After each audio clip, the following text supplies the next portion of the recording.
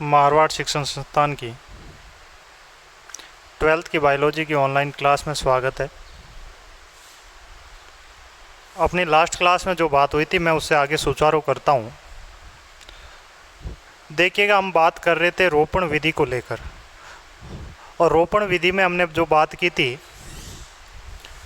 उसमें 4 विधियों के द्वारा रोपित करवाया गया था। पहला जीवारोपण विधि, जीबी भी कहते हैं इसको, जीहा भी कहते हैं।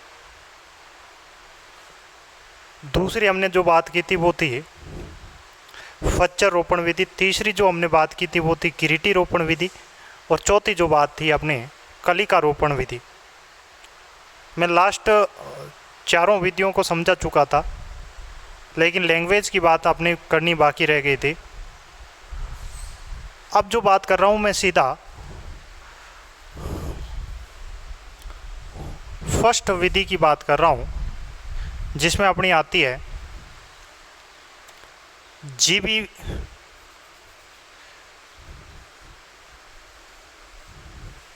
या जिया रोपण विधि, जीबी या फिर जीवारोपण विधि।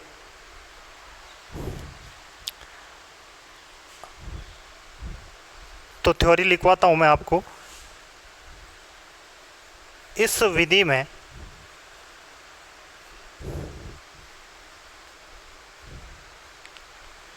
स्कंद व कलम दोनों समान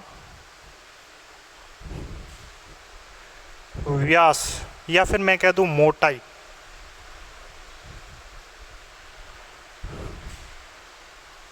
की होती है।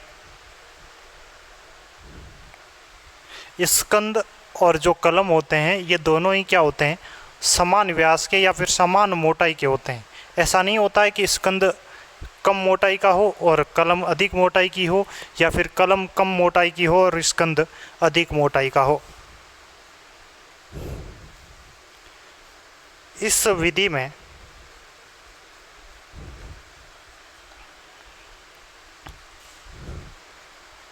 स्कंद में उल्टे जेड के आकार का तिरछा लिख सकता हूं मैं, आकार का हो सकता है आपकी बुकों में या आपकी किसी गाइड में ये वी का आकार लिखा हुआ हो सकता है। दोनों ही सही है, गलत नहीं कह रहा हूँ मैं। अगर इसको यहाँ से पकड़ा जाए तो वी बनता है और यहाँ से भी वापस देखा जाए तो वी बनता है, लेकिन सही जो आपके सामने मैंने अभी बात की थी लास्ट अध्याय में, उसमें बात उल्टे जेड के आकार का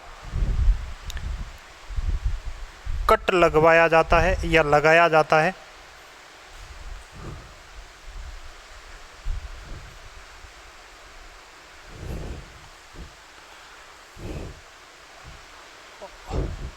और पूछ ले अगर आपको कि ये कट कितने सेंटीमीटर का होता है, तो ये देखो, ये कट होता है जो 5 से 8 इंच का होता है, या फिर सेंटीमीटर में भी लिखा हुआ होता है, इंच काफ़ी ज़्यादा हो जाता है। 5 से 8 सेंटीमीटर का होता है ये कट जो लगाया जाता है। पहले भी बता चुका हूँ मैं, फिर एक बार आपको रिपीट कर दूँ कि ये इस प्रकार का कट होता है जो आपको इस प्रकार से दर्शाया जाता है। ये कट देखने को मिलता है। यहाँ पर जो होता है साथ में इस प्रकार से पुनः एक अन्य कलम का कट देखने को मिलता है, ये इसके साथ इस प्रकार से जोड़ा रहता है। तो बात किसकी कर रहा हूँ कि इस विधि में स्कंद में उल्टे जेड के आकार का वी भी लिखा हुआ मिल सकता है कि आकार का कट लगाया जाता है। और अगर ये कट पूछ ले कितना गहराई में होता है तो 5 से 8 सेंटीमीटर का होता है। और इस कट में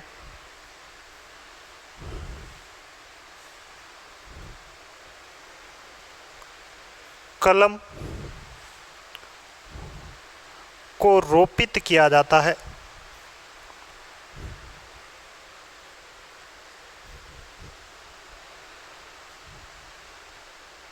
अब रोपित करने के बाद इसको क्या किया जाता है, सूतली या किसी अन्य माध्यम से इसको क्या किया जाता है, टाइट कर दिया जाता है, बांध दिया जाता है।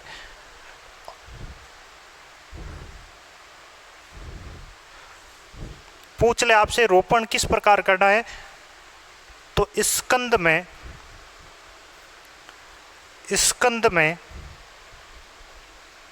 कलम को इस प्रकार रोपा जाए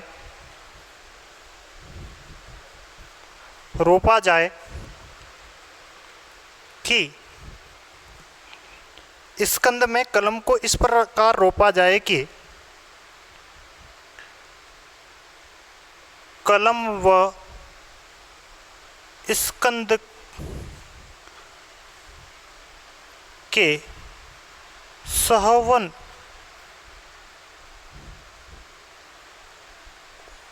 उत्तकों का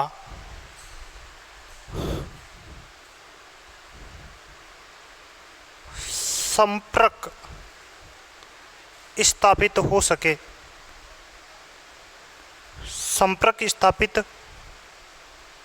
सके। एक बार फिर समझ लें आप, जीवी या जीवारोपण विधि की बात कर रहा हूं कि इस विधि में स्कंद व कलम दोनों का व्यास जो होता है वो समान होता है। इस विधि में स्कंद में क्या किया जाता है, उल्टे जेड का, और ठीक इसके विपरीत होता है वो क्या होता है, कलम में कट लगाया जाता है और इस कट में कलम को रोपित किया जाता है। स्कंद में जो कलम लगाई जाती है इसको इस प्रकार रोपा जाए कि कलम और स्कंद दोनों के जो वेस्कुलर बंडल्स होते हैं, सवनपुल में जाइलम और फ्लोएम की बात की जाती है, जो हमने बहुत डिटेल से पढ़ रखे हैं क्या होते हैं जाइलम और क्या होते हैं फ्लोएम। सवनपुलों का जो आपसी संपर्क है वो बना रहे। क्लियर है? मेरे हिसाब से आपके समझ में आ गई होगी जीवी या जीवारोपण विधि की बात। अब मैं दूसरी विधि की बात कर रहा हूँ, जो दूसरी विधि है आपकी फच्चर रोपण विधि।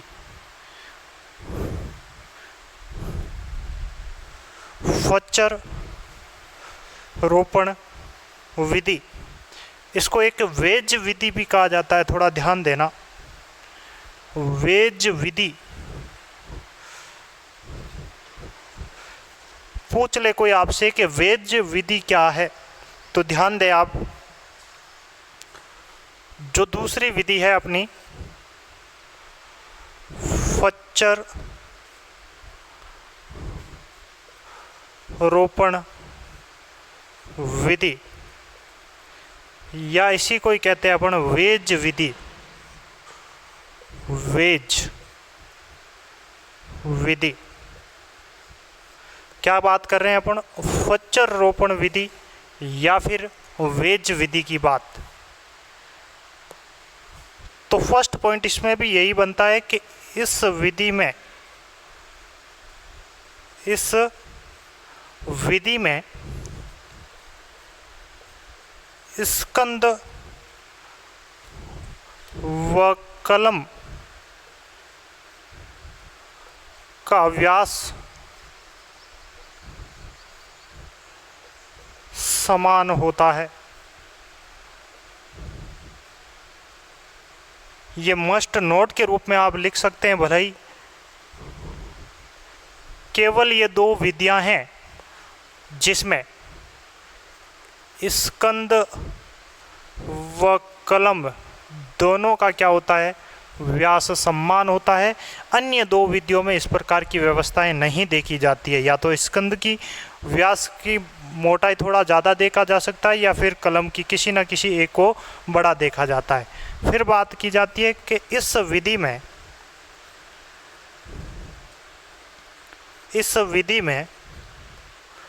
स्कंद में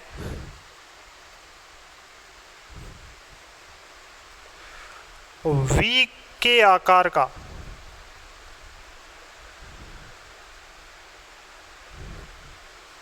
वेज बनाया जाता है। वलयकार हो सकता है, वेज बनाया जाता है। अब देखो, मान लीजिएगा ये एक स्टेम है, ये तना है और इस तने में इस प्रकार का ये वेज बना। वेज का मतलब एक गड्ढे से होता है जो किसी भाग की बाहर चारों तरफ उसकी परिधि होती है और उसके बीच में किसी प्रकार का गड्ढा या गहराई उत्पन्न देखी जाती है, तो उसको अपन वेज की श्रेणी में लेते हैं। ये वेज है। और इस वेज में सामने वाला जो स्टेम रहेगा या फिर जो कलम रहेगी, उस कलम को क्या किया जाता है कि जितना भाग ये अंदर की ओर गहराई में है उतना ही भाग ये जो टिप है वो यहाँ से संपर्क में आएगी, तो ये जो नो पार्ट हैं वो यहाँ तक स्पष्ट कर जाएंगे और एक दूसरे के क्या हो जाती है, फिट हो जाते हैं और इतने टाइट हो जाते हैं कि इनको बिना बांधे ही ये अपने आप में मूवमेंट या फिर हवा के माध्यम से एक दूसरे से स्पर्श नहीं तोड़ते हैं, लेकिन उसके बावजूद भी इनको रस्सी के माध्यम से टाइट किया जाता है, वेज बनाया जाता है, जिसके कारण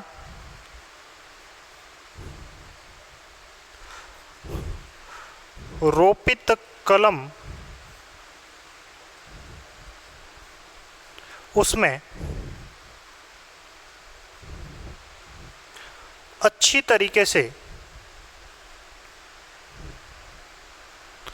तरह से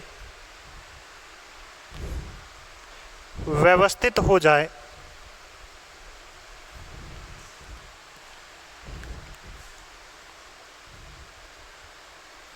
कभी कभार ऐसा होता है कि इन दोनों का समान व्यास नहीं आने के कारण या दोनों की कटिंग समान नहीं आने के कारण पूरा नीचे तक स्पर्श नहीं करता हो, और ऐसी सिचुएशन में इस प्लांट का ग्रो जो होता है वो काफ़ी वीक हो जाता है, और ऐसी सिचुएशन में जो कलम रोपण विधि होती है वो थोड़ी फेल होने का भी चांस बना रहता है। इसलिए इनको समान व्यास से, और ऐसा भी नहीं है, कभी कभार अपन कलम काटते हैं तो क्या करते हैं कि अपन या तो किसी न किसी प्रकार की दांतेदार नुकीली वस्तुओं का उपयोग करते हैं, जिससे क्या होता है, जैसे अपन लकड़ी काटने के लिए करोत का उपयोग करते हैं, करोती भी कहते हैं उसे, जिसमें इस प्रकार की नुकीलाकार संरचनाएं होती है।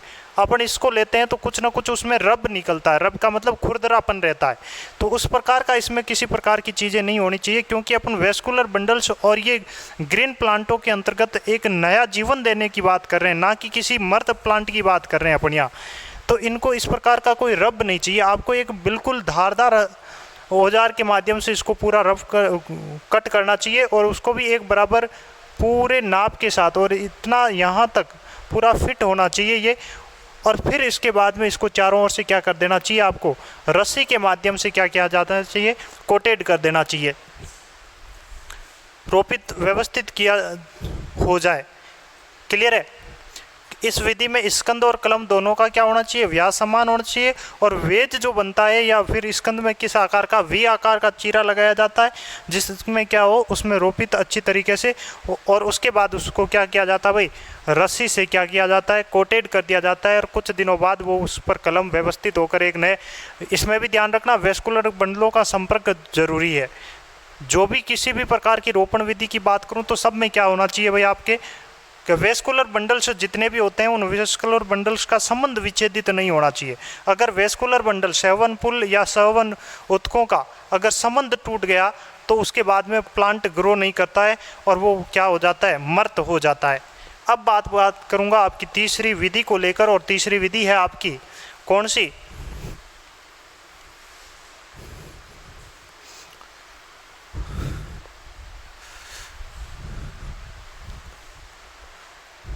तीसरी विधि रहेगी आपकी किरीटी या मुकुट रोपण विधि।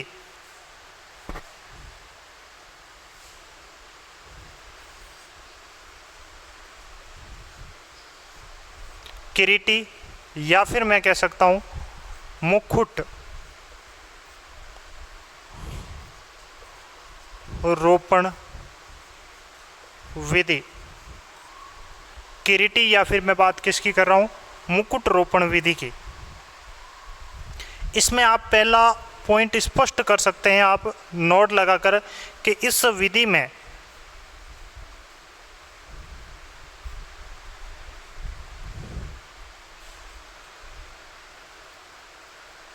स्कंद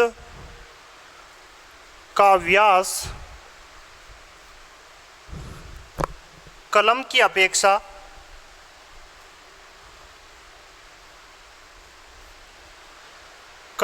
अपेक्षा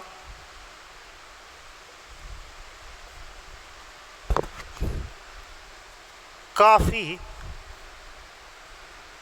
बड़ा होता है, अर्थात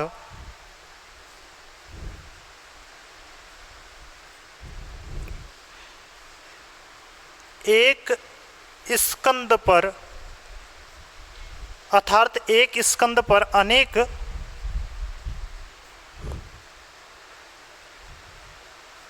कलम रोपित की जा सकती है।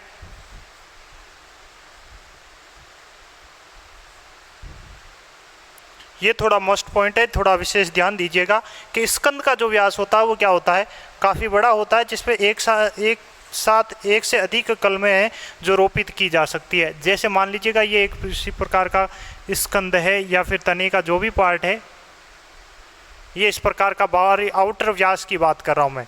यहाँ पर अनेक प्रकार की कलम, यहाँ पर एक अलग कलम, यहाँ पर अलग कलम, यहाँ पर अलग कलम, ठीक इसी प्रकार नीचे की ओर भी या किनारों की ओर भी ये इस प्रकार की कलमें आपकी रोपित की जा सकती है। तो ये एक से अधिक कलम एक ही स्कंद पर उगाई जाती है। तो ये एक मुकुट की भांति लगता है, जब इसका ऊपरी व्यास देखें तो एक मुकुट की भांति सजाया हुआ लगता है, इसलिए इसका नाम क्या आ गया, मुकुट रोपण विधि होता है। बाकी कलम वैसे ही लगवाई जाती है जैसे आपके साथ हमेशा होती है। इसमें भी क्या होता है, वेज के आकार का चीरा लगाया जाता है और उसके अंदर कलमों को क्या किया जाता है, व्यवस्थित किया जाता है। अगली जो बात आएगी अपनी, वो आएगी आपके साथ कलिका रोपण विधि। अगली जो चौथी विधि रहेगी वो रहेगी आपकी कलिका रोपण विधि। हेडिंग लगा दीजिएगा चौथी, कलिका रोपण विधि।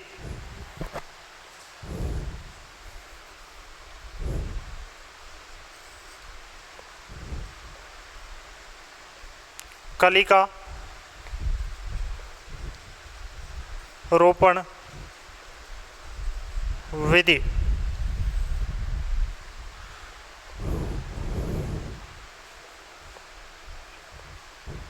इसमें भी थोड़ा ध्यान देना, इस विधि में भी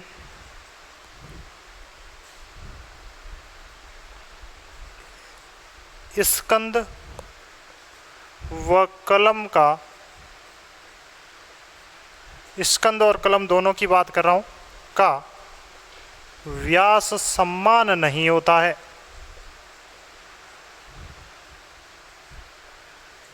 स्कंद व कलम दोनों का क्या वो व्यास समान नहीं होता है।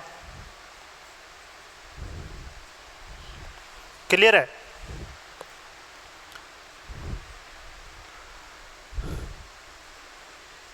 इस विधि में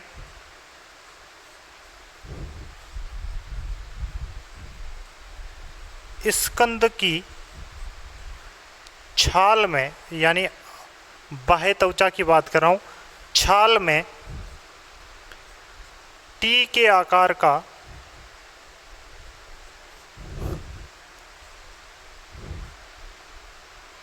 तिरछा चीरा लगाया जाता है।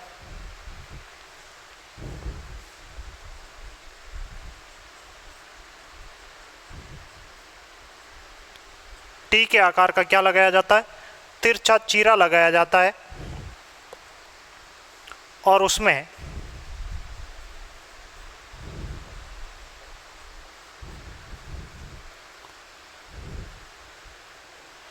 कलम रोपित करके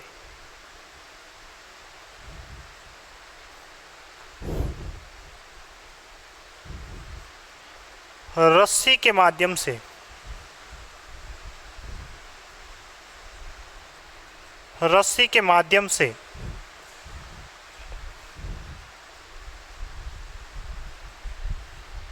कसकर बांध दिया जाता है।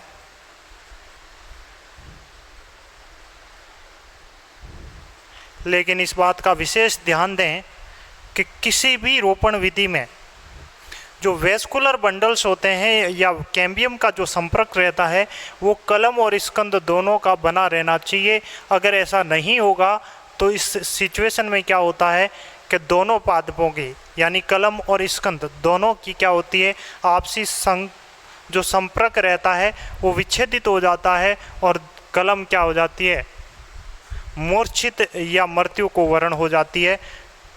ये बात किसके अंतर्गत है भाई? रोपित विधियों के अंतर्गत हम बात कर रहे थे।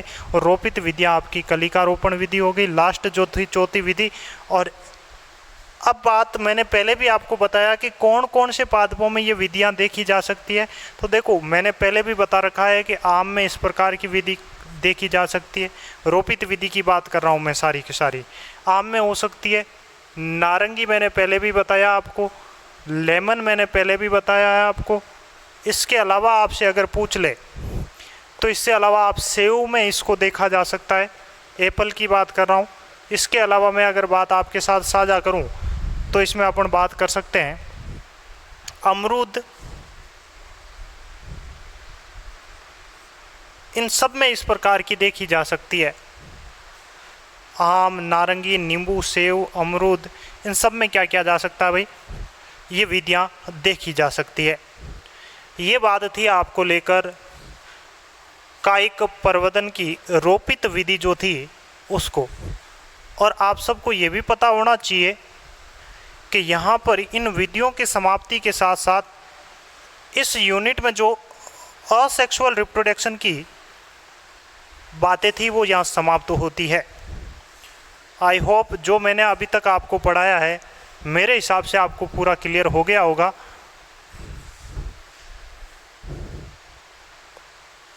लेकिन उसके बावजूद मैं आपको एक फॉलो चार्ट के माध्यम से एक बार फिर अपने अध्याय के दर्शन करवाता हूँ।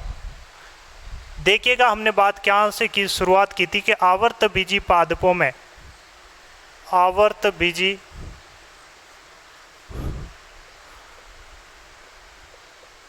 पादपों में जनन, ये अपने अध्याय का मेन हेडिंग था। आपको याद होगा कि आवर्त बीजी किसे कहते हैं? जिन बीजों पर आवरण पाया जाता है। आवरण का मतलब बीजों के ऊपर के छिलके से नहीं होता है, फल बीती होनी चाहिए बीज के ऊपर, वो क्या है? आवर्त बीजी प्लांट है।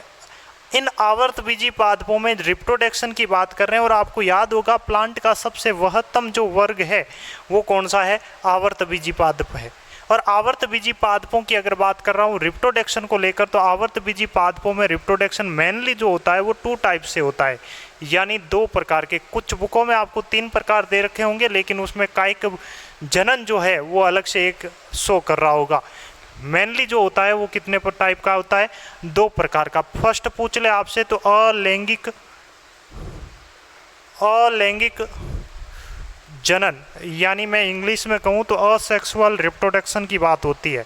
और दूसरे की बात करूँ तो लैंगिक जनन।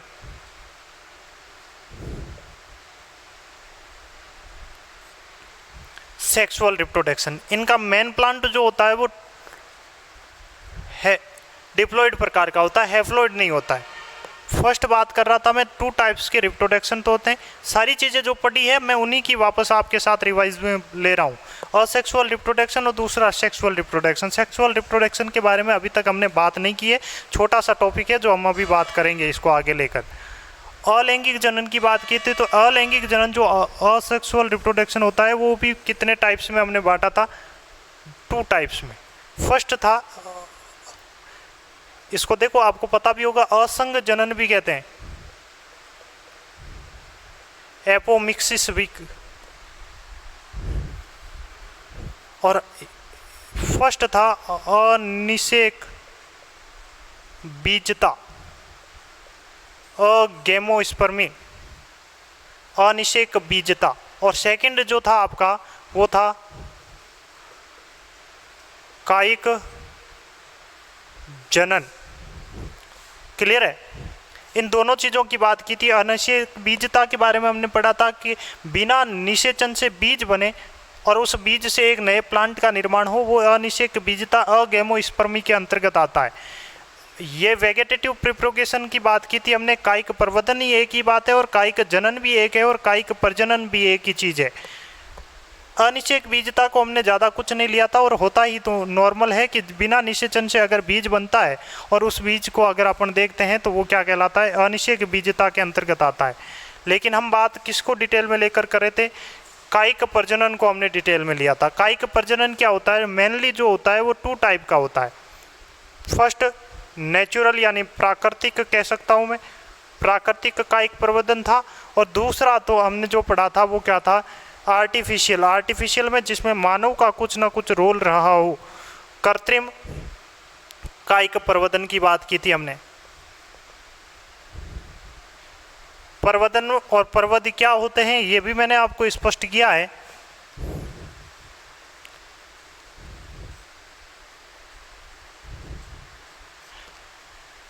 अब नेचुरल की बात करूं तो नेचुरल को भी हमने सब डिवीजनों में बांटा था, और वो भी किसके आधार पर बांटा था, नेचुरल कर रहे हैं और वेगेटेटिव पार्ट के आधार पर, यानी कायिक भागों के आधार पर। किन के आधार पर बांटा था हमने, कायिक भागों के आधार पर। और आपको सबको पता है कि पादप का जो कायिक भाग होता है वो क्या होता है, जड़, तना, पत्ती, शाखा और कांटे, ये जो होते हैं वो क्या होते हैं, वेगेटेटिव पार्ट होते हैं, जबकि फ्लोवर जो होता है वो रिप्रोडक्टिव पार्ट होता है। तो हमने इनके भागों के आधार पर, यानी कायिक भागों के आधार पर इनको कितने भागों में बांटा है, 4 भागों में बांटा था। फर्स्ट जो था स्तंभ के द्वारा, सेकंड जो था वो था मूल के द्वारा, और थर्ड की जो बात की थी मैंने वो की थी आपके साथ पर्ण के द्वारा, और फोर्थ जो बात की थी मैंने जनन अंगों के द्वारा। ये 4 प्रकार हमने पढ़े थे नेचुरल को लेकर। फिर हमने आर्टिफिशियल। आर्टिफिशियल क्यों किया जाता है, क्योंकि व्यावसायिक दृष्टि को और अधिक से अधिक उत्पादन पाने के लिए इस प्रकार का उपयोग किया जाता है। और इसको भी हमने कितने भागों में बांटा था, मेनली जो बांटा था वो 3 टाइप में बांटा था। और मेनली 3 टाइप कौन कौन से थे, फर्स्ट था कर्तन, कटिंग मैं कह सकता हूँ जिसको। सेकंड था दाब लगाना, दाब लगाने की बात करूँ तो लेयरिंग कहलाता है। और थर्ड की अगर बात करूं तो थर्ड थी आपकी कौन सी, रोपित यानी ग्राफ्टिंग विधि। ये 3 विधियां थी आपकी जो आर्टिफिशियल वेगेटेटिव प्रोपगेशन को बढ़ावा दे रही थी। अब बात कर्तन की तो कर्तन को भी कर्तन पार्ट के आधार पर, यानी कौन कौन से पार्ट है जिनको कर्तन में शामिल किया जा सकता है, उनके आधार पर हमने इनको कितने भागों में बांटा था, 2 भागों में। फर्स्ट क्या था, स्तंभ कर्तन, और सेकंड हमने क्या पढ़ा था इसमें, मूल कर्तन पढ़ा था। ये बातें थी हमने कर्तन में लेकर। फिर बात आती है लेयरिंग की। तो लेयरिंग में भी हमने कितने भाग लिए थे, मुख्यतः 2 भाग लिए थे लेयरिंग में। एक तो क्या था, टीला दाब विधि, टीला दाब विधि, और सेकंड जो हमने ली थी वो कौन सी थी आपकी, वायु दाब विधि, या फिर मैं कह दूं कौन सी, गुट्टी विधि। अब बात आपसे पूछ ले कि गुट्टी क्या है तो आप बता सकते हैं। मेरे हिसाब से गुट्टी दाब विधि थी एक, और दूसरी क्या थी आपकी, टीला दाब विधि। इन दोनों को भी हमने क्लियर कर लिया था। फिर बात आती है रोपित विधि, और रोपित विधि को अभी हमने जस्ट ही पढ़ा है। और इनको भी कितने पार्ट में डिवाइड किया गया भाई, 4 पार्ट में डिवाइड किया गया। फर्स्ट जो था आपका वो कौन सी विधि थी भाई, जीबी विधि, जीबी या जीवा विधि एक ही बात है। सेकंड जो थी वो आपकी फच्चर विधि थी, फच्चर। और थर्ड जो विधि थी आपकी वो क्या थी,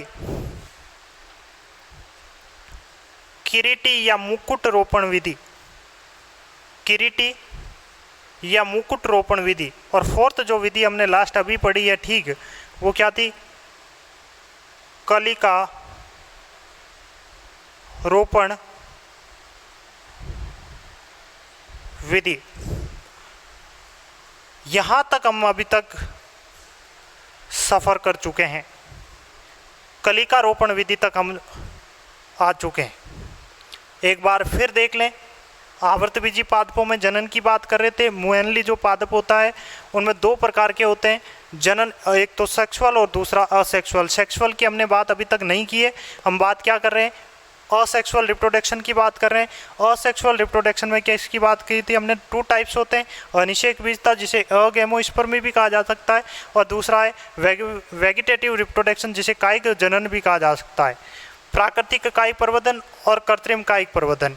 प्राकृतिक को स्तंभ कायिक प्रवर्धन कह सकते हैं अपन, मूल, पर्ण और जनन अंग 4 टाइप में इसको डिवाइड किया गया था। और उसकी बात करूं तो ये 3 टाइप्स थे जिसमें कर्तन, लेयरिंग और ग्राफ्टिंग था। स्तंभ कर्तन और मूल कर्तन पार्ट के आधार पर डिवाइड किया था। ये दो विधियां थी जो आपको टीला दाब विधि और गुट्टी दाब विधि, और तीसरी जो थी आपकी रोपित विधि, और रोपित में भी 4 विधियां थी, जीबी रोपण, फच्चर रोपण, क्रीटी रोपण और कलिका रोपण विधि। इन चारों के बारे में भी हमने डिटेल से बात कर ली। एग्जाम्पल के साथ मैंने कोशिश की है, फिर भी अगर कुछ रह गया हो तो माफ़ कीजिएगा। बात आती है लैंगिक जनन को लेकर। आगे की जो अपनी हेडिंग रहेगी वो लैंगिक जनन है, लगा लीजिएगा सेक्सुअल रिप्रोडक्शन। इस प्रकार का फॉलो आरेख बना लीजिएगा प्रत्येक चैप्टर के पीछे की ओर, जिससे आपको समझ में आए कि हम कहाँ से शुरू हुए थे और कहाँ की ओर चलें। हेडिंग लगा दीजिएगा लैंगिक प्रजनन।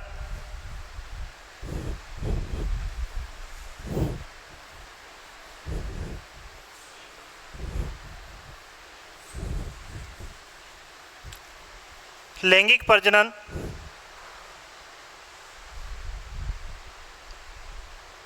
जो हम नेक्स्ट क्लास में बात करेंगे। आज के लिए इतना ही, धन्यवाद।